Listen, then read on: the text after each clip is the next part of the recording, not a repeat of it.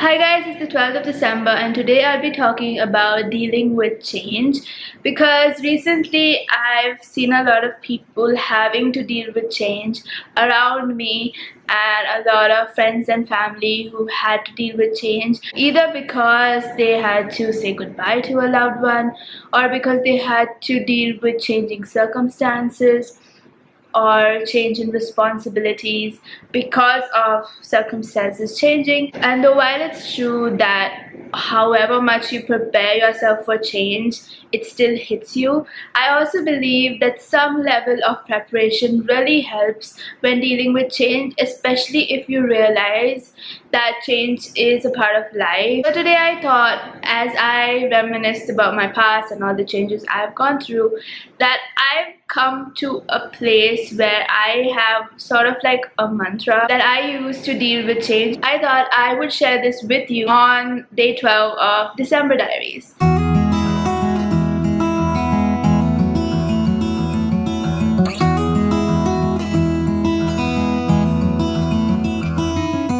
Now, I've always been someone who has disliked change because I like to be prepared for things. I like things to go a certain way. I need to know before certain things happen so that I can prepare my mind. That's just who I am. But I've realized over the years that that always doesn't happen, and you are always hit with change when you least expect it. And you have to deal with it. There's no other way around it, and dealing with it is hard.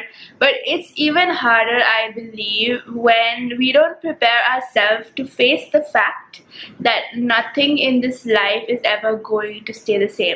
And I know we always say that change is the biggest constant in life and things like that, but actually internalizing it is a very different experience. And so my overarching mantra to my life right now with regards to change, with regards to life, is that every single thing in my life is temporary. So whether it is my job, whether it is my home that I'm living in right now, whether it is things that I'm doing, whether it is the things that I have or own, whether it is money, whether it is people, every single thing is temporary. And internalizing that and realizing that and making it a part of my life is what I want to share with you today, because there are certain ways of internalizing that and making it a part of your life. And the first thing that I do is I don't get too attached to something or someone. Now, that does not mean that I don't love people or I don't emotionally connect with people or things, but I connect, I love, but I also believe that love is not possessive in nature. And so if I have a friend who I really love and who I really don't want to let go, but she has to go and live somewhere else, our tendency is that I love that person, I need that person, I need that person to be here next to me. But as I said, love is not possessive, and so not getting attached means that I love her, but I can still let her go and live her best life somewhere else, even if that means it's going to be difficult for me. So that's the way I practice my life right now. I'm not perfect at it, but that's what I try to do, is to not get overtly attached to things and people, and realizing that they all, when it comes to people, that they all have their lives to live and things can change in a heartbeat for people. And so I need to realize that they have their lives to live, I have my life to live, and constantly believing that I'm going to be attached to that person for the rest of my life is not the best way to go through life. And so not getting attached to people and things is something that I'm practicing in my life. It's the same with things. You don't know whether you will be living in this house that you're living in tomorrow.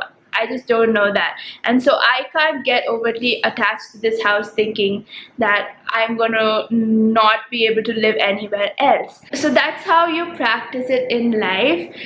You think thoughts that tell your mind that this house is not going to be there forever, this person is not going to be there forever.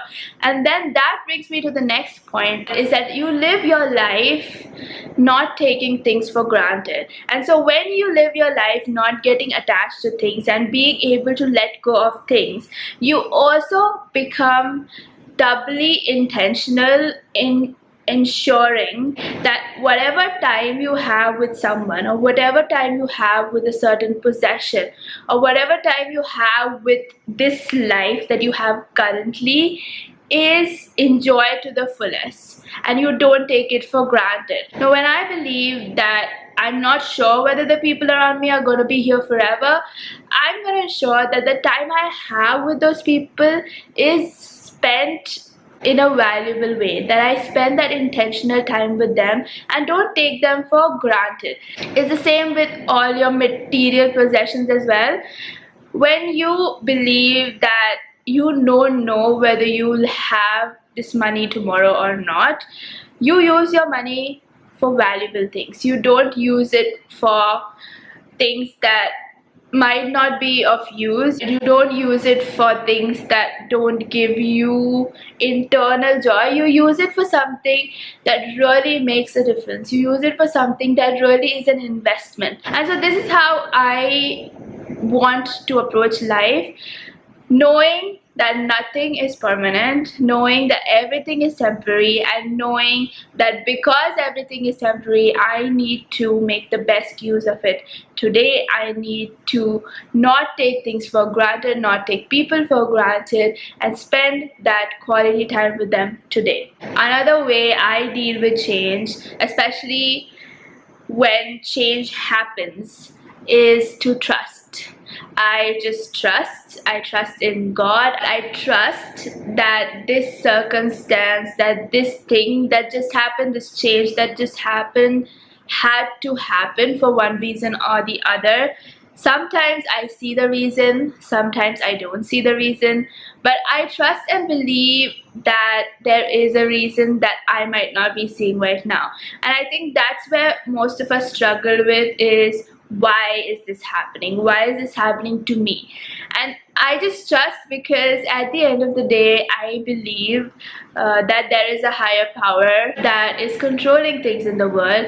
And yes, we do have choices in matters, and our choices do have consequences. But I also believe that when we cannot see things for what they are, when we cannot see why things are happening, that I just need to trust that there was some reason, that there was something that I can't figure out with my human mind, and maybe someday I will know, but right now I don't. And that trust is very essential, because if I don't have that trust, I think there is a lot of questions that would be in my mind, and there would be a lot of doubt and a lot of confusion and a lot of dwelling in the past that would happen. And I think believing and trusting that this had to happen, and I might not understand the reason why it had to happen, it just had to happen, and I need to deal with it. And that trust is something that carries you through life. It carries you through all the change that you have to go through. It carries you through painful situations, hard situations. It brings you to a point of acceptance, knowing that, okay, this is it, that I can't do anything to change the past. I just need to move forward.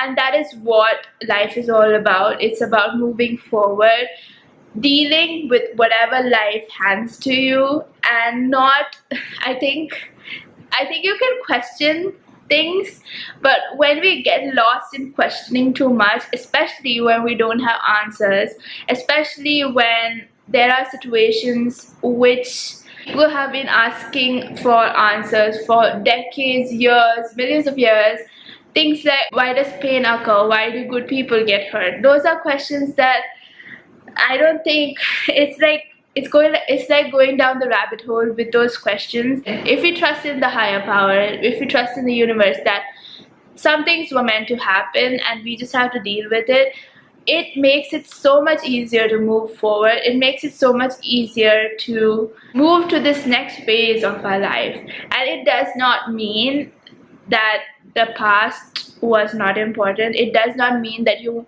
don't miss the person or don't miss the past circumstance, or you don't miss the life you had. Obviously you miss the life you had with the person you had it with, but you still move forward. You don't stop. You don't stop and keep looking behind, because when you stop and look behind, you kind of get stuck there in one place. You don't go back, you don't go forward, you're just stuck there, and that's not the best way to live. So these are the things that I keep in mind as a preparation to change, because change is there. There's change all around. It always happens, and it happens at the randomest of time. I don't even know whether randomest is the word, but it but it happens at the most random of times. And sometimes you are ready for it, sometimes you're not. But if you prepare for it, if you see life as temporary, if you see everything in this life as temporary, I think it's easier. It's just easier to know that I have this today, I might not have this tomorrow. I have this person I love today, I might not have them tomorrow. And just preparing for that makes you also value life, value experiences, value people so much more. You live in the moment. You don't think about the past, you don't think about the future, because you have no idea about the future. You think about the present and you make the present count. And that's what I think preparing for change or dealing with change is all about. That's what I wanted to share with you today, is how I personally deal with change, and hopefully you learn to deal with change in a better way, so that we can all move forward in life and live happy, satisfied, fulfilled lives with whatever we are given. Because we don't dictate our circumstances, but we dictate our reaction to those circumstances.